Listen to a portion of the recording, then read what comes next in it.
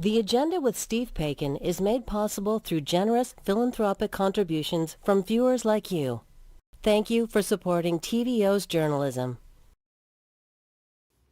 Tonight, actor and comedian Dave Thomas on why his visit to Ukraine was no laughing matter.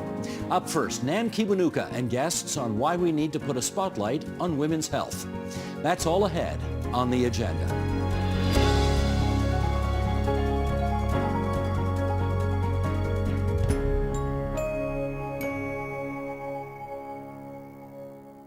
Despite women representing half the population of Canada, there remain a lot of questions surrounding their health needs. Is a lack of knowledge hurting women's health? And should Ontario invest more money into research? Joining us to answer these questions, we welcome in St. Albert, Alberta, Carmen Whiten, Chair and Founder of Women's Health Coalition of Canada. In the nation's capital, Dr. Amanda Black, Professor of Obstetrics and Gynecology at the University of Ottawa. And in Ontario's capital city, Christine Forbert, Vice President of Health Equity and Mission Impact at the Heart and Stroke Foundation of Canada. Welcome to you all. Carmen, I wanted to kind of start with you. Can you give us an idea, if you were to say it in a few words, how would you describe the current state of women's health care across Canada? Women's healthcare, unfortunately, is declining. It's declining in importance. It's declining in funding, but the needs of women are increasing, and so women are being left behind. And nobody did it on purpose, but now is absolutely the best time to challenge it and to think differently and to encourage women to stand up for themselves as well, because it's not going to get better by itself. What you said about women's needs are increasing. I wanted to get into some stats from your organization about what it looks like here in the province of Ontario. Billing rates for common gynecological procedures are up to 50% lower in Ontario than in provinces such as Alberta and British Columbia. Gynecologists earn significantly less than their surgical colleagues. Obstetrics and gynecology share a single funding pool, leading to obstetrics being prioritized over gynecology. Wait times for gynecological care are unacceptably long, with some tertiary centers having wait lists of 800 to 1,500 patients. The most complex cases face delays of 2 to 3 years for surgery, leading to serious health consequences. Gynecology remains the only specialty that has seen a decline in spending over the last 8 years. Carmen, as founder of Women's Health Coalition, what prompted your organization to create this study? The Women's Health Coalition of Canada actually started in Toronto, where I gathered with women who had uterine fibroids. And the common denominator among all those women was the amount of time that they had to wait to be taken seriously to get into treatment. And it was because so much of what they would convey to their healthcare professional was treated as normal, and they were sent home, or they were sent home with antidepressants. And so when you look at the inequities that are emerging, it's because women's health in primary care is overlooked and underserved. And so by the time they get into the specialist system, it's being overtaxed as a result. And so those things, the start of the Women's Health Coalition and the inequities we're seeing in Ontario and across Canada it's a trend that we need to break. But it does kind of start with women's health in primary care. As you said in your notes, obstetrics and gynecology is a combined specialty, but then put into that also clinical care. And no other specialty shows up the way OB-GYN, medical, and acute care does. Amanda, I wanted to come to you next. Carmen was talking about uterine fibroids. I actually went through an experience of being diagnosed with fibroids, and then I kept going into the ER for about a year, taking up resources from other people because I was in a wait list for 2 years for surgery. As a gynecologist, does this data align with what you see in your practice? Yeah, I think there are a number of conditions that affect women specifically that probably don't receive the attention that they need as far as resources, as far as diagnosis, as far as access to care. So there are many common gynecologic conditions that could really impact a woman's quality of life and their ability to be full contributing members of society. So things like conditions such as fibroids, certainly heavy menstrual bleeding. So when we look at time lost to work due to issues around the, heavy menstrual bleeding, patients with endometriosis who are suffering from endometriosis, who not only face long delays in diagnosis of endometriosis, but once that diagnosis is made, long wait times for access to care. And we know that, for example, women with endometriosis, they report significant effects on quality of life, including their ability to work. So I think it's up to 47% of women with endometriosis report work impairment. And, close to 20% of them have missed work in the past because of pain or other symptoms related to their condition. And that leads to lost productivity and ultimately a greater strain on the healthcare system and, a significant aspect of our workforce not being able to fully participate to their highest potential. And something you said, Amanda, kind of stood out for me is that pain, because I think women are still expected to show up in all aspects of their lives, no matter what is going on with them. And Carmen, we know historically women's health care has been under-researched and underfunded. Where are we sitting at now?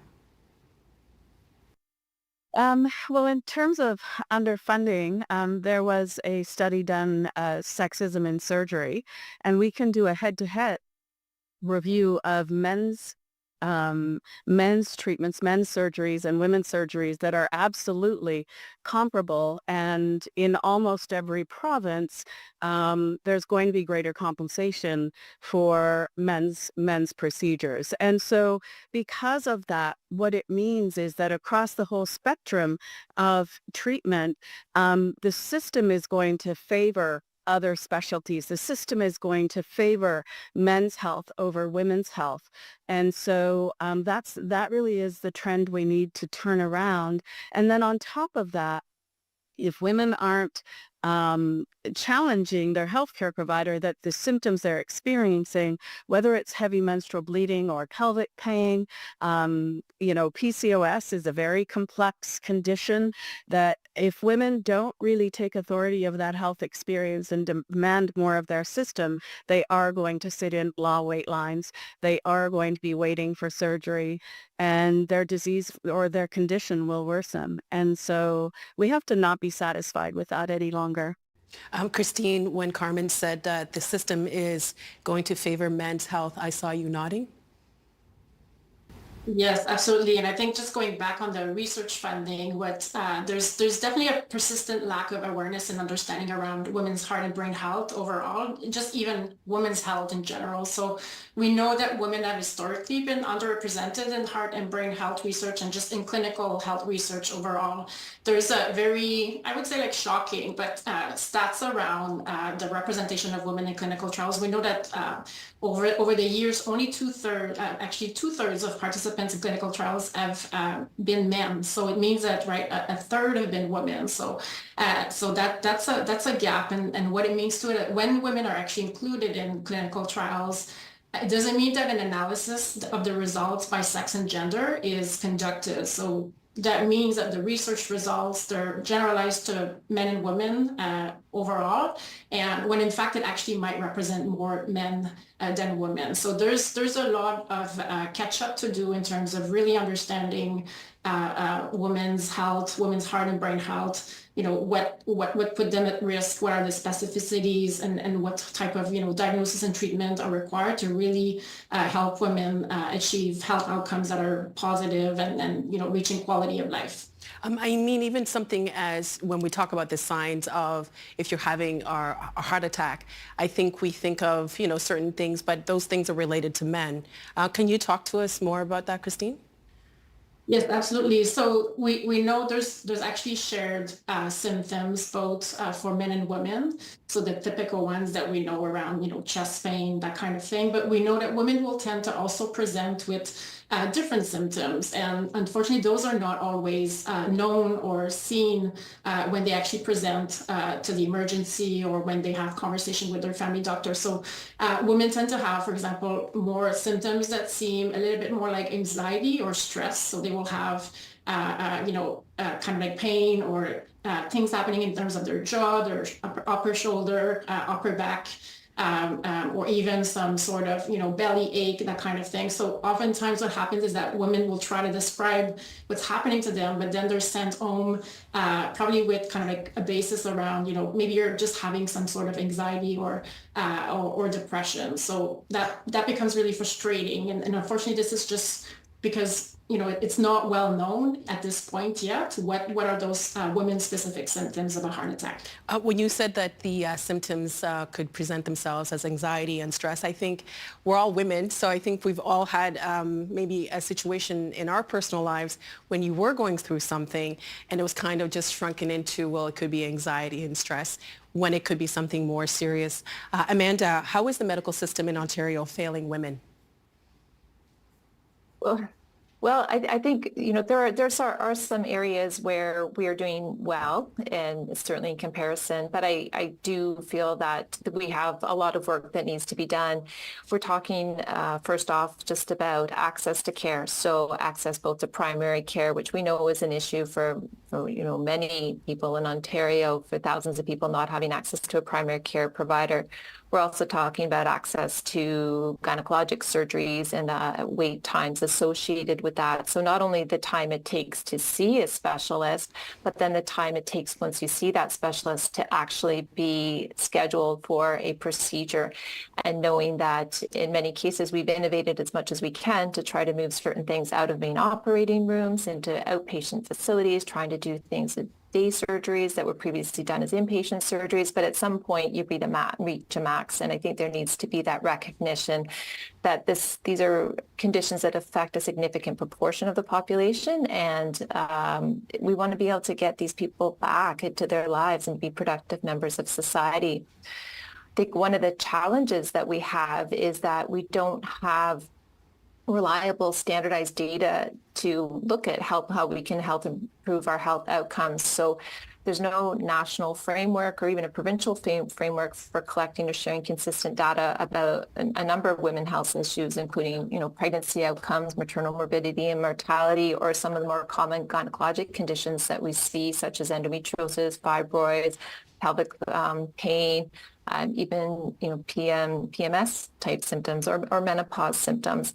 So how we're failing in that is that we're not investing in the structures that we need or the systems that we need in place to be able to identify even what the issues are, the magnitude of the problem, and so that we can go about addressing this appropriately and making sure that we've got the resources adequately allocated. So I think where we're failing is access to care, wait times, people now having to go outside of the province or outside of the country to have to access care, but also just not really having a good understanding of what the problem is, because we haven't invested in the data networks or the systems that we need to be able to really address.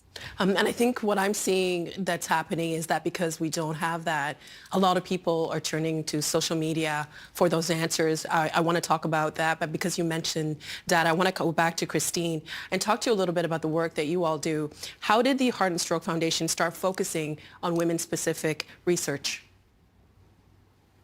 Yes, well, as I mentioned before, there was such a gap in terms of knowledge around women's heart and brain health, which is, where we're investing our research and doing our work. And I think it was coming from a perspective too of, from an equity perspective. I know Carmen mentioned that earlier, but there's right now, because of those gaps right now, women are not receiving the care that they deserve. And, women are dying prematurely and they're, not enjoying, to the fullest their life. So there's many things to actually do in terms of research. That was critical for heart and stroke because that's a critical thing we do in terms of our mission, our mandate.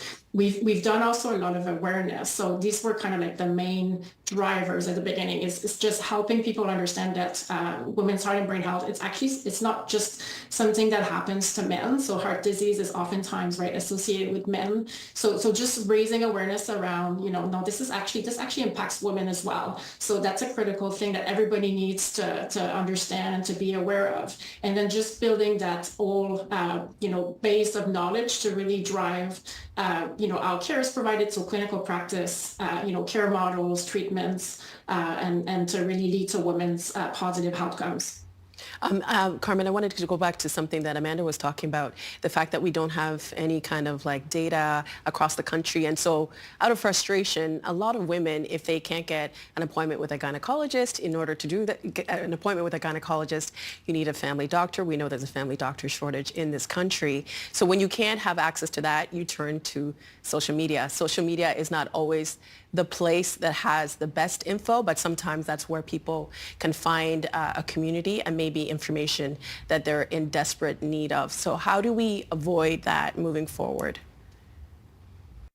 Well, Dr. Black is absolutely right. One of the things that will be core to the future of women's health is Canada, the government of Canada prioritizing a women's health framework.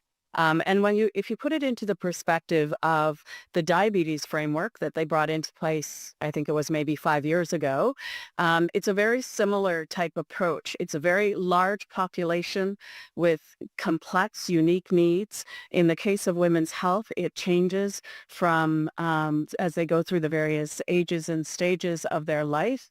The absence of the framework, or rather the installation of the framework, could drive some of those awareness factors. You'll never get rid of social media, but there needs to be a better network of qualified resources that patients can rely on. And that would be the advantage of a framework that was federally enabled and then instituted across provinces in Canada. And so the Women's Health Coalition is committed to working on that with every province, making sure we have qualified resources, and then let's track them in social media so that when people turn to social media, they can actually navigate their way through valid resources. And so, yeah, that's what we need to do, and keep them from going stateside. Amanda, could social media be a positive in this situation? Well, absolutely. I think we have to look at both sides. So there's the positive and the negative aspects of social media. And certainly we have seen ways in which women have used social media to advocate for their own health. So, I'm looking just at the specific example of pain with IUD insertions or gynecologic procedures. And I think there was a real push from social media for the healthcare profession to address that. And I think we have now done that. And that's that push from women themselves. And I think that social will actually helps breed political will, or will at the level of the policymakers. So absolutely, I think there are positives to that. Similarly, as Carmen mentioned, we need to make sure we combat disinformation that's out there and ensure that people do have access to the best possible information that they have when they're making decisions about their health, or just exploring what they might be worried about when it comes to health. And the Society of Obstetricians and Gynecologists has a number of excellent websites on menopause, endometriosis, HPV, pregnancy, often in collaboration with other organizations in Canada. And those provide really good, informative, evidence-based information that hopefully will address the concerns that people have without or questions that they have without worrying about some other maybe ulterior motives that there may be as part of a social media platform or other websites.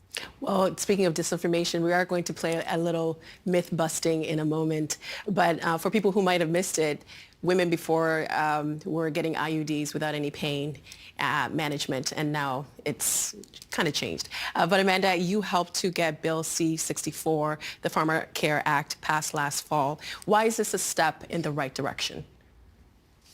Well, I think for everybody who's not familiar with that, so Bill C-64 was introduced last February and received royal assent last October. and that's a national framework for pharmacare with the first essential medicines that are being covered on that being diabetes medication and contraception. And that is a huge step forward as far as women's equity in this country. When we look at the rates of unintended pregnancy in Canada, it's up to 40% of pregnancies are unintended. Many of those because people can't access contraception, or maybe they can't access the contraceptive of their choice because cost is a barrier. And the cost that, sometimes people will argue, well, can we afford to do that? Our argument is always, well, you can't afford not to do it because the cost of unintended pregnancy alone, just the direct cost, is $320 million per year, not factoring in the longer downstreams effect for the society and the individual and the children themselves. So I think this is it's a huge step forward. Cost modeling is showing a significant cost savings associated with that, both when we look at cost modeling in BC, cost modeling nationally, and cost modeling in other countries. So it's a huge step forward. Now what we need to do, we're at the point where it's proceed royal assent. Some provinces and one of the territories have signed on, but we need to encourage our provincial governments, including our provincial government in Ontario, to sign on to bilateral agreements so that we can ensure that access is not dependent on where you live or your income. It's something that all Canadians have access to, and that ensures that we have equitable provision of contraception in Canada, which will provide women with more opportunities. Christine, I saw you nodding. Yes, absolutely. Yes, and I was just talking to our team in Ontario. I think thinking about just building on the medication piece. We know that in Ontario, nearly 1 in 5 women in Ontario do not have access or do not have any drug insurance plan, and they're also more likely than men to actually skip filling their prescription due to the cost. Their overall drugs gaps in terms of drug coverage will disproportionately affect women compared to men, especially women from low income. So I think, yeah, absolutely, there's lots of gaps on that front, and that needs to be addressed. We can't have this conversation without talking about cervical cancer. According to Government of Canada and Canadian Cancer Society, cervical cancer incidence has increased in recent years and is cited as the fastest increasing cancer amongst women. Carmen, what are some ways in which we can reduce these cases? There's one core response to that trend that we don't want to see, and that is switching wholly to HPV primary screening. And we are beginning to do that in Canada. We're really not doing it fast enough. There's still, some provinces that say they're transitioning. Some have transitioned to self-sampling, but they're not doing the other stuff that needs to happen in between. Self-sampling is a choice for sure, but it's not the only option or always the best option. So we have to switch to HPV primary screening so that cervical cancer doesn't even happen. And that really would allow us to eliminate up to 90% of the current cervical cancer rates could be eliminated if we focused on HPV screening instead of, waiting for a woman to present to her gynecologist with advanced disease.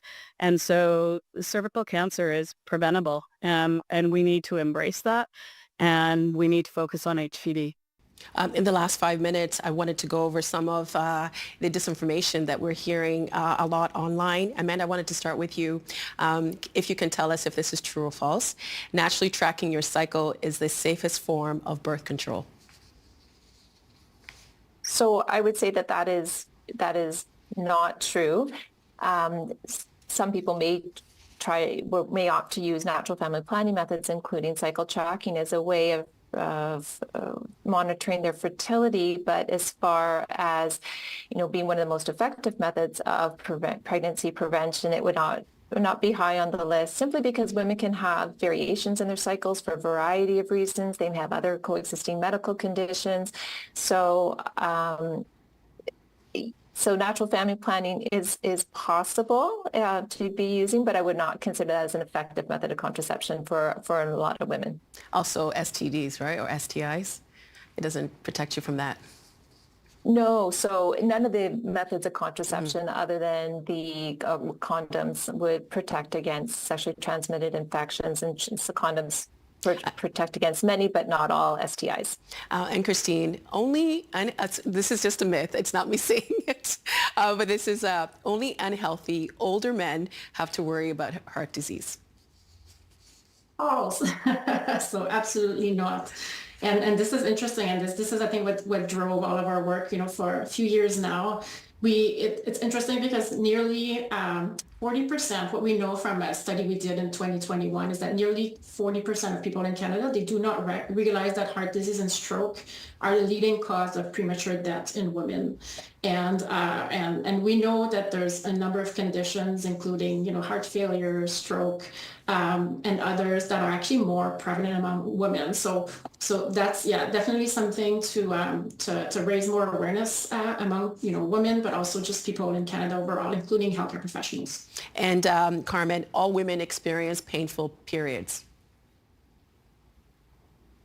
That would not be true, but many women, one out of 3 women, will experience such severe menstrual pain and menstrual bleeding that it actually becomes life disrupting. It keeps them from social engagements, keeps them from family events.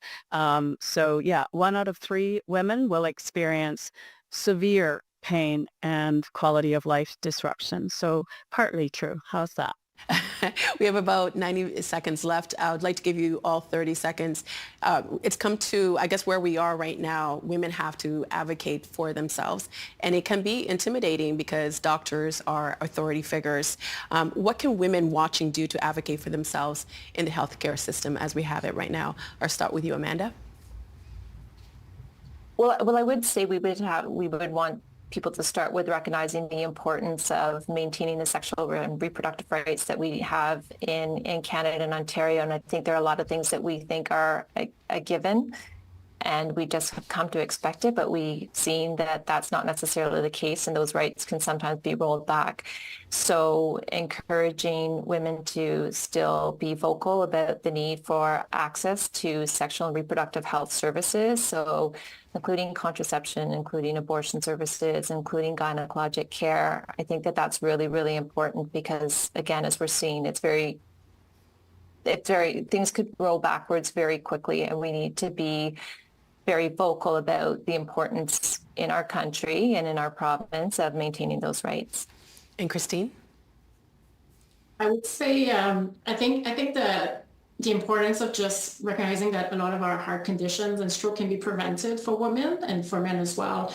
But I guess helping women understand what their unique risks are for heart disease and stroke. And we know that women have, specific risks, especially when we look at their life stages around, reproductive years, when they had pregnancies, around menopause, post-menopause. So what Heart and Stroke is trying to do is really to help equip women with more knowledge, and again, knowledge that's evidence-based, to really understand what their unique risks are, and then what can they do in terms of taking action to really reduce or prevent or to manage their risk. And so one thing we do is we have a campaign right now. We've built some resources on our Women's Hub on our Heart and Stroke website to really help women advocate for themselves and just have the right resources and tools in their conversations with their healthcare providers. And Carmen? Women need to be encouraged to take authority of their health journey, and with everything that means. And that means seeking out information on health providers. The conventional system that's always been around isn't the only thing available. I know that our public health system is strained, but there are private health systems that are emerging that can help cover a gap. And so if women do have access to health benefits, there may be other options available to them. They can go to sites like the Heart and Stroke Foundation, where there's good information to help them navigate the system. But I think women have to not be willing to just sit back and let their health happen to them. I think they need to step up talk to people, and find the resources on their own and act on them. They've got to own this, because that is what will make the system change. Thank you all so much for your time. I think it's conversations like this that can spark awareness and lead into action and help a lot of women across this country. We appreciate your time. Thank you. Thank you. Thank you for having us.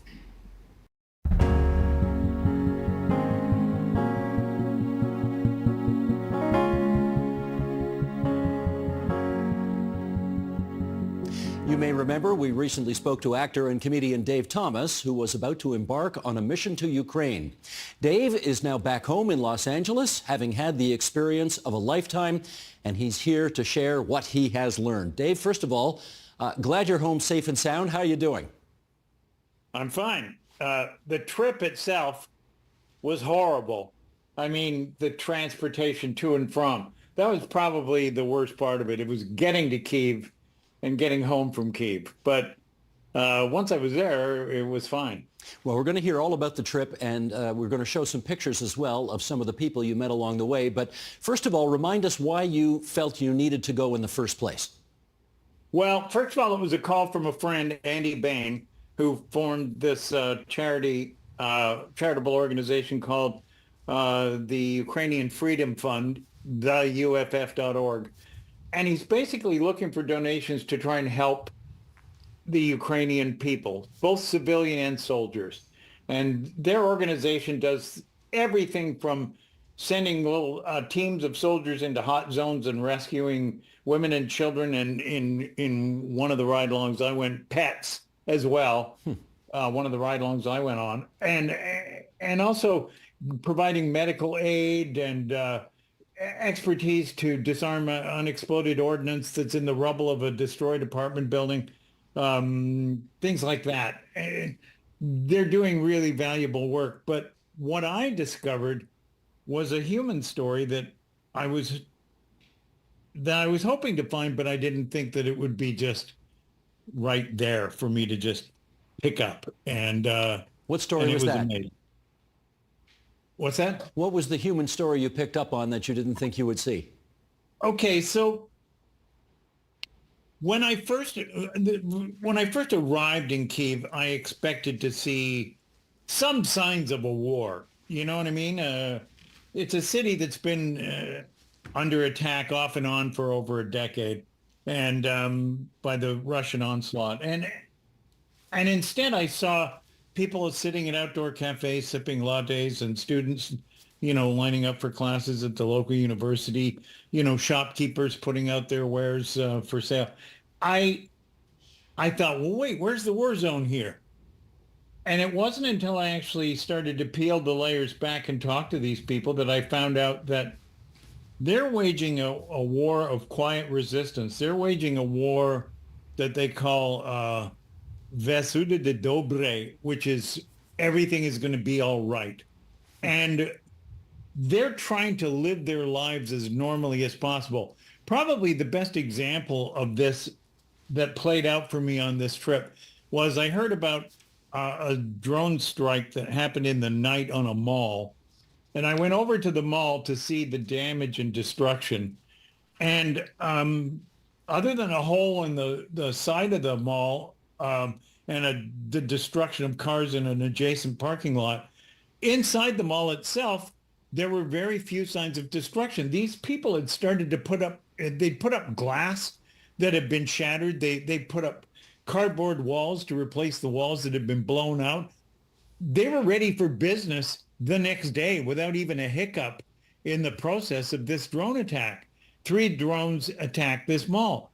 And I realized that these people are living with this war, and they've found a way to incorporate it into their daily lives, and that their real statement is this: everything is going to be all right. The dobre. That there's even a song that somebody has written about it. I forget the guy's name, but I listened to the song, and then I was talking to people as I went out and spoke to students and soldiers and comedians and everybody, and they all knew this song, and they all understood this quiet struggle that these people were waging, against this war that was destroying limbs, was blowing up buildings and houses, was taking lives, no question about that, but also was part of their lives, and they were incorporating it into their lives. So if I understand you, the story you found that you did not necessarily expect to find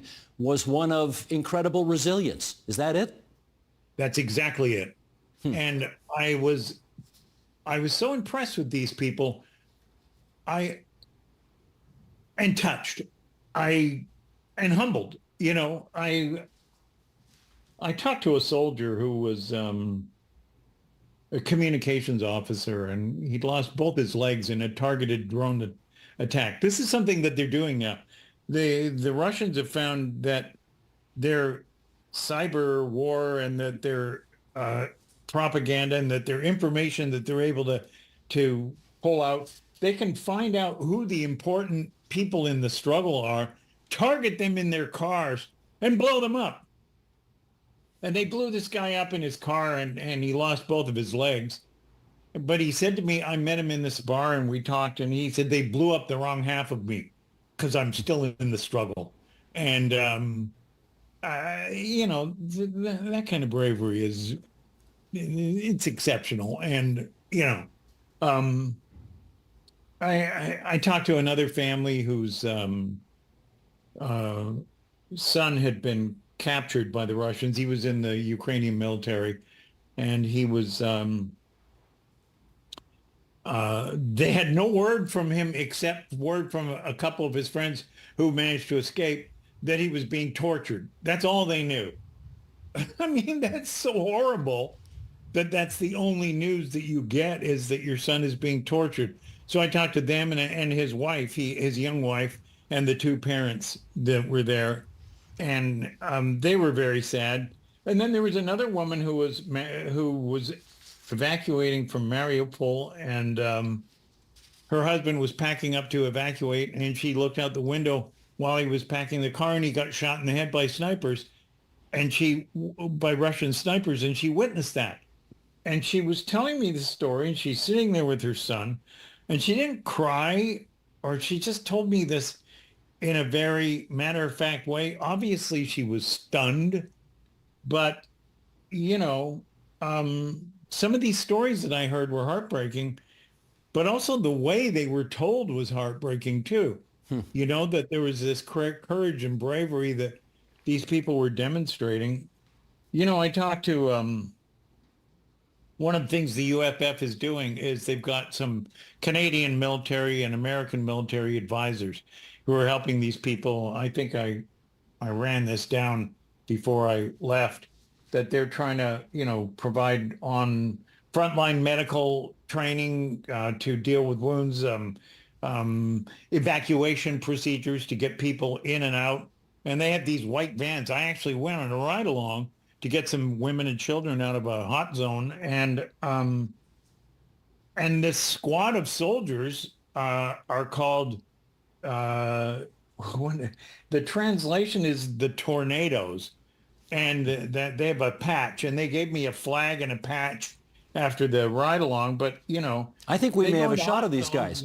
Hang on one second. Maybe is this the group you're talking about here? Yeah, this is the group. Yeah, that's the Tornadoes right there. They're the Tornadoes, and their mission was to do what?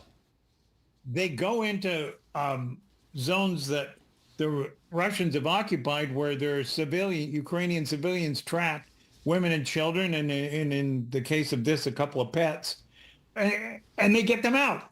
And sometimes they're under fire, and sometimes they're able to do it by stealth, but it's mostly by stealth, But I was just so impressed with these people.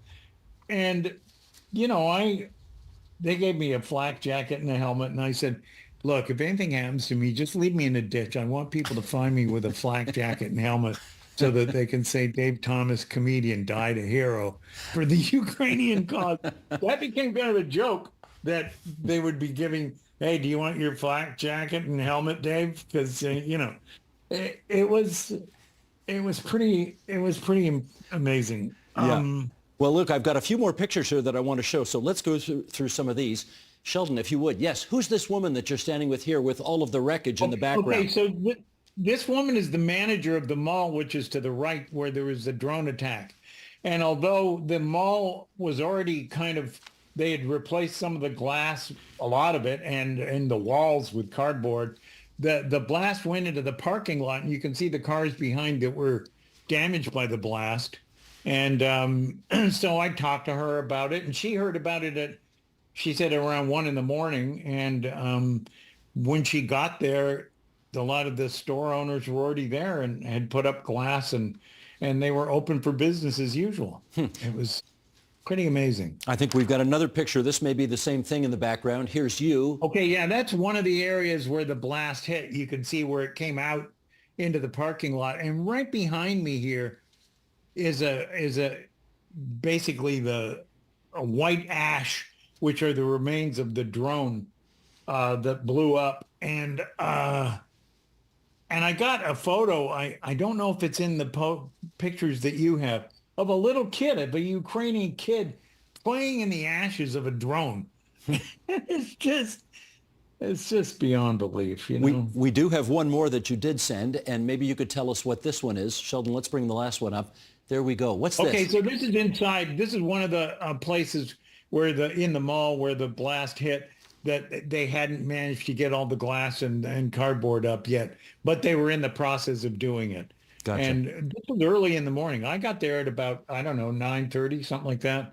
And they were already in the process of well into having cleaned up. Got it. Dave, the people you talk to, do they want to make a deal with Russia to end this war? I'm not sure. I know that they don't want to give up.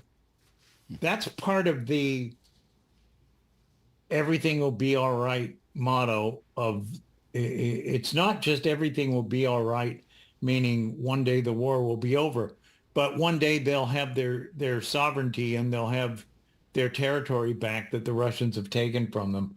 I can't honestly say that I was able to get a specific bead on who of the people wanted to yield territory to the Russians or whatnot. And that was not really the basis of what I was doing, because as I said to you before I went, I'm not a political science specialist. I'm not somebody who's one of these celebrities who's pretending to be an expert on the war. I wanted to get the human side of it. And so, you know, the specifics of any negotiations that might come out of what's going on with ending the war were not, that wasn't what I was looking for. I was looking for, how are you coping? I talked to stand-up comedians to find out, you know, what they thought about whether Ukrainians had still the ability to laugh, and they do. And they said, we tried the Putin and Trump and Zelensky jokes at the beginning and nobody laughed. He said, it was only when we went to the personal stuff of their lives, of how this affects dating and how this affects, you know, personal hygiene, you know, when your bathroom is blown up and you don't have a toothbrush and things like that. It was pretty clear to me that they wanted to talk about normal life in their comedy, not about the specifics of the war. Right. And I thought that was pretty telling, you know. Well, tell me this. In our last minute here, you obviously went on what appears to have been the trip of a lifetime. You have returned to Los Angeles with a treasure trove of extraordinary memories. What do you think will stay with you from your time in Ukraine? Well, I think what will stay with me is the kind of, Steve, okay, there's a bunch of things that are going to stay with me. You know, I didn't get an opportunity to talk to you about these generals. This is a 2-star Air Force general who said to me, and a retired admiral in the United States Navy who said to me, my country has dropped the ball and we're not going to stand for that. So we're retired, but we're picking up we're picking up the ball for these people. He said, it was America's contract with Europe after World War II that we were the big guy in the block and we were going to help these people. And we still want to honor that contract. These guys were tough guys. These guys were soldiers. And these guys were American. And there's a Canadian general in there too that I spoke to and had the opportunity to sit beside at dinner. It's the same stuff. And they're giving them humanitarian help.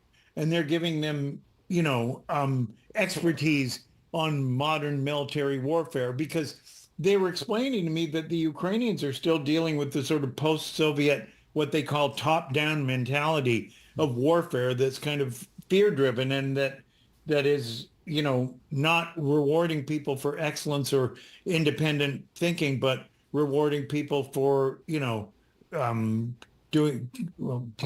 hauling the party line and not striving for anything that would get you recognized by the KGB, then you'd be investigated. It's a very strange mentality that these Canadian and American advisors are trying to work with to get the Ukrainians up to speed to a more modern and sophisticated way of thinking. So there's that. And I looked at these guys like the guys at the end of the movie, The Wild Bunch, where they kind of look down the street and they go, that ain't right. Let's go down there and fix that, And I told them I was very honored and flattered to be with them. And they were both these guys, the Rear Admiral and the General, they were Strange Brew fans. And I laughed at that. And they said, Dave, you make people laugh. We wish we could do what you do. So we're going to help these people in our way, and you got to do what you do. And I was humbled by that and really flattered to be, included in their group, in a peripheral way. Well, that's just marvelous. We are, as I say, very glad that you got home safe and sound, and we're glad that you used your influence and power to bring some attention to something that is atrocious. So good on you, Dave Thomas, and we thank you for showing up here on TVO tonight to tell us all about it. Thanks for having me, and it was a pleasure.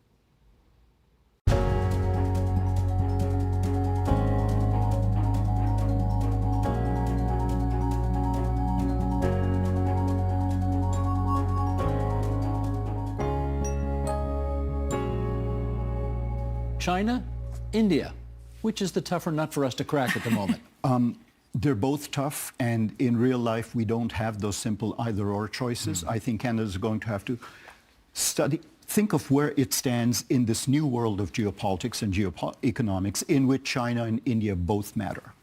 I'd say the opportunities are bigger in China than in India, just because China, despite all the rhetoric about using India as a bulwark against China, India is not there in terms of replacing China in global supply chains and so on.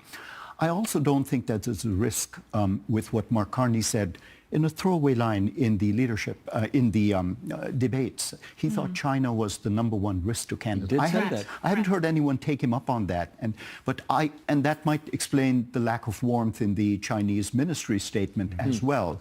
But if you know that this is both a competitor as well as a potential ally, then we're going into this in the right way. China or India? The tougher assignment? They're both incredibly difficult, but I think the path to dealing with India is going to be much easier, but it's going to require spending some domestic capital. Yes.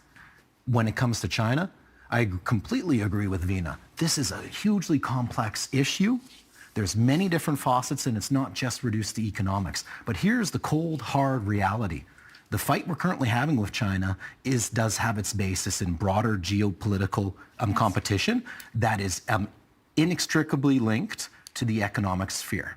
So when even that crisis was precipitated with the 3Ms, that came down to technology and economy and Huawei, the company there. The fight we're having right now is about EVs and steel and aluminum. But when you zoom out and look from the bigger picture, you see what's actually going on here is we've got one of the world's largest economies, and it has a very, very different system of organizing, and it's dealing not just with Canada, but the liberal market democracies in general, who also have a very different system. We absolutely need to find a way to manage our economic ties that is different than how we're doing it now, because how it's being done now is leading to tensions, including some of the tensions that Zvina's spoken to, but the status quo is not working. So we need to think outside the box, and I don't believe Donald Trump and Xi Jinping are going to be able to find that. So I believe Canada should take up this opportunity and go after it. I think I want to come back to an important point Rohinton mentioned in terms of in this kind of disruptive world that we find ourselves in, where does Canada stand and with whom? And I think we have to continue to remember that we are a liberal democracy. Yes, it's a tough time to be a democracy right now. We're having many challenges internally and externally, but we cannot find ourselves to be dependent on either the U.S., which is becoming more disruptive and unreliable, or China, which was there first. China is actually the one who started this. Can I ask you about that, though? I mean, the Prime Minister Carney's first trip was to the United Kingdom. Yes. He then went to the Oval Office. Yes. When was it, last week? Last week That's he right. went to the Oval Office. If you're India or China and you are seeing the new Prime Minister of Canada make those two trips Yes. before sort of giving us a little sugar. Time, yes. Yeah. What are you inferring from that? Well, and first of all, we have to see India and China differently. Yes, we have issues with them, but they are fundamentally different. India is a democracy, a flawed one, but a democracy. In China is a one-party Leninist state, a techno-authoritarian state. They are fundamentally different. I think this equating of India and China is really problematic, and we have to take a step back. Because with India, I think we have a chance of rebuilding that relationship. With China, the relationship will be competitive and at times adversarial for the foreseeable future. And that is because fundamentally what China wants in terms of the kind of world that China wants to live in, that's antithetical to our values and interests. Now, that doesn't mean that there are no things that we can do with them. We can continue to sell things. We can continue to try to cooperate on the global agenda around climate. So find opportunities to engage in diplomacy. That's why we have diplomacy. But the relationships are different. Why are parents not getting their children vaccinated? It's complicated, and there's not an easy answer to it, but we actually do collect data on why parents make the decision. And despite what people think, there's actually a very low percentage. Only about 2% of Canadians don't vaccinate their children at all. Other people are very much looking for vaccinations for their children, but the family care crisis and the primary care crisis has been really problematic. Unlike adult vaccinations where you can go to pharmacies or there are other routes, pediatric vaccinations are almost entirely done in family practice. And so what we're seeing is issues with people having access and having to sort of patch together, public health unit visits and trying to find a primary care doctor in addition to the ongoing misinformation campaigns that we're seeing. And that combination has meant that even the most well-intentioned parents are sometimes challenged to do that.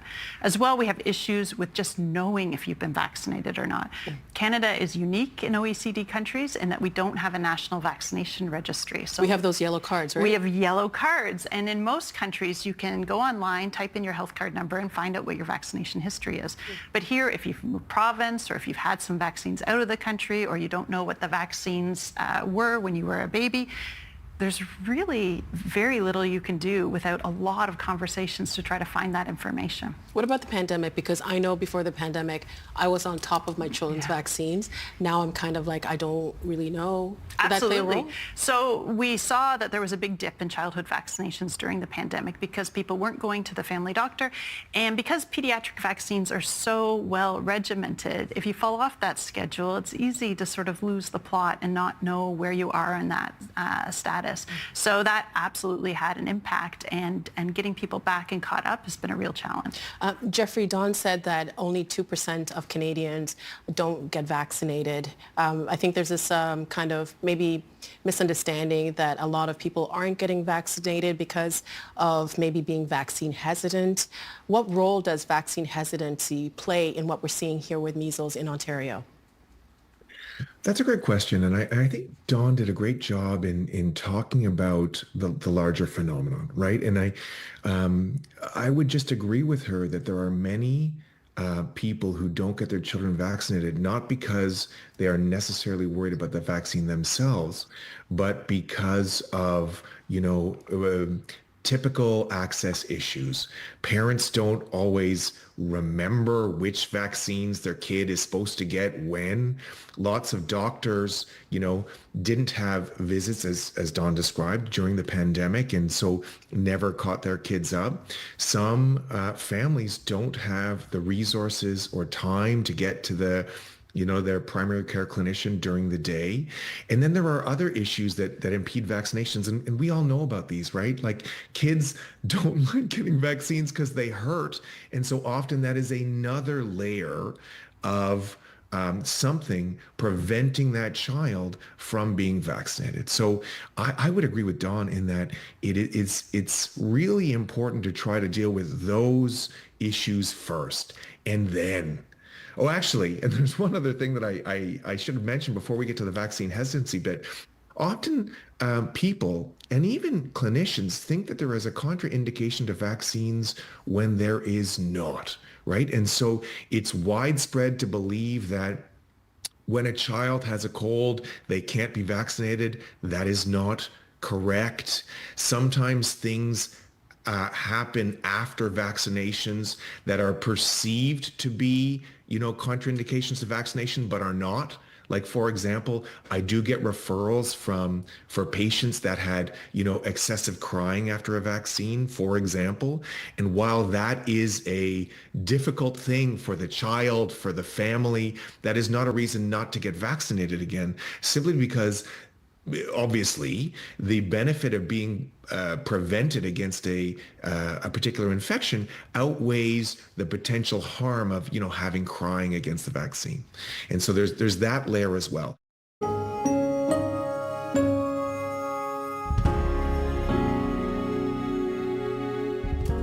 And that is the agenda for Friday, May 16th, 2025. We should tell you that the agenda is preempted on Monday for the Victoria Day holiday, but we'll be back on Tuesday with a conversation on data and human rights.